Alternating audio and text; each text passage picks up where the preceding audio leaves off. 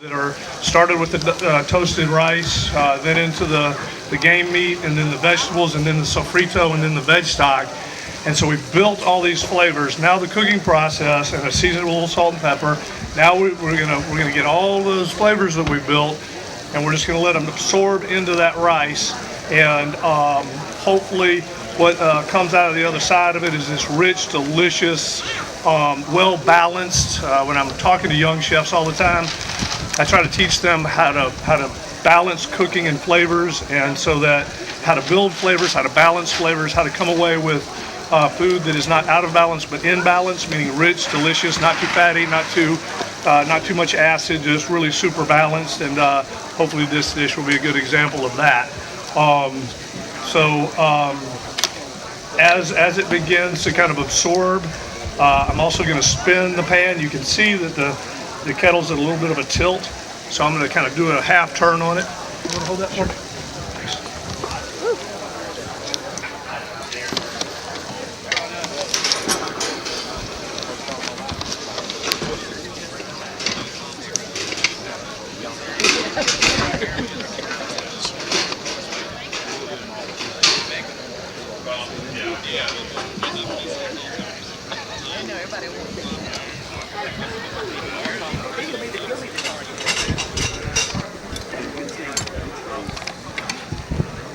I don't know if y'all could tell from your previous vantage point, but there was obviously a lot of broth in there in the beginning. And with that fire being just perfect, and see how it's simmering like that, just a soft bubble? That's exactly what you want. It's also even all the way around. It's not super hot on this end or super hot on that end or in the middle. It's just a nice even heat. Like anything, temperature control and even cooking and controlling that temperature is everything. But when you're cooking with a fire goes like this. It's not steady. It's not cranking 400 and call it a day. It's something you have to kind of have an intuitive relationship with. And when you cook over fire enough, you begin to understand how oxygen and wood and fire can interact, how a fire kind of goes through these cycles, and how to manage the heat. And then again, back to the functionality and the beauty of this is that you can see I've been going up and down. I've been controlling that fire, the temperature that I needed on any particular part of the process, and it just is really a great way to do it. And so I hope this getting close to it also helps you kind of get a sense of it.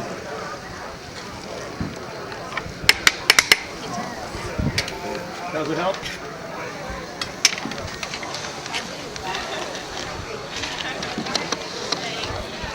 We're getting pretty close to adding the last little bit of stock. I'm going to get a little bit of heat on it, kind of get another half turn.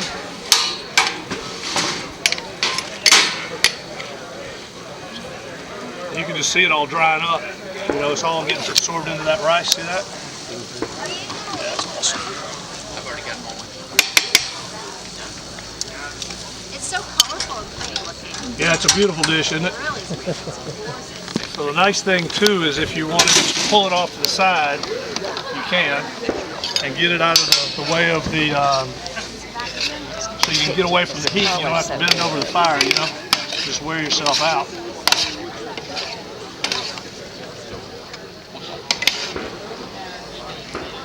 And the meat never gets overcooked.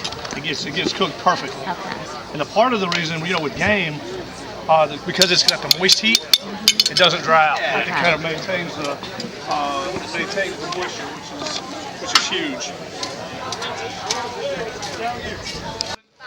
The ingredients are olive oil, cauliflower rice in the oil. We added wild mushrooms, rapini, cipollino onions, Brussels sprouts, and then sofrito. Sofrito is the building block, one of the building blocks of Spanish cuisine. It's a combination of tomatoes, onions, garlic, saffron, dried chilies. It's not spicy, it's very sweet, but it's very, very rich in flavor. And it's part of the very important, critical part of the building of flavors into this particular dish. So, any other questions for the newcomers who are just showing up and looking a little hungry at 12:40? You hungry? Yeah, I'm actually, when you said sofrito, Oh, okay. What do you know about sofrito? I was born in Cuba. Okay, come over here. What's your name? It's Gloria. It's Gloria. Gloria? Gloria, tell everybody about sofrito. So it is just as he said in Spanish, at least for Cubans, it's almost you start off with sofrito with everything. So it's the building block for pretty much all that Latin flavor that's not, it's more European, it's not spicy hot, it's just a lot of flavor, a lot of really good. I don't like stuff that runs my mouth like you do, but this is just like your taste buds are doing a dance all over the place. So it's very good. So hopefully this will remind you of home. Yeah, thank you. It's hot, be careful. So good, Pass the Cuban test. so good. Maybe a little bit more. You have cumin, I do not. That's that Cuban thing. cumin, oregano, but it's very good. And a little bacon, a little cilantro. Okay.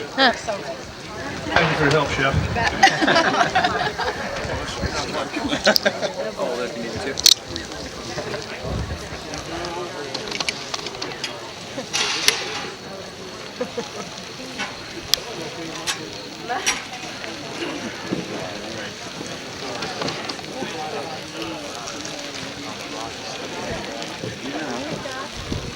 All right, so where's the mic? Here you go. All right, so here's how it's going to work. For those of you who are interested in getting a bite to eat, the best thing to do is go around the hay bales, cue in between that hay bale and where the bourbon sign is, and we're gonna drop the paella here, and we're gonna start plating it, and you just come on through the line and head on out and get yourself something to eat. We're about to do this here in just a second or two.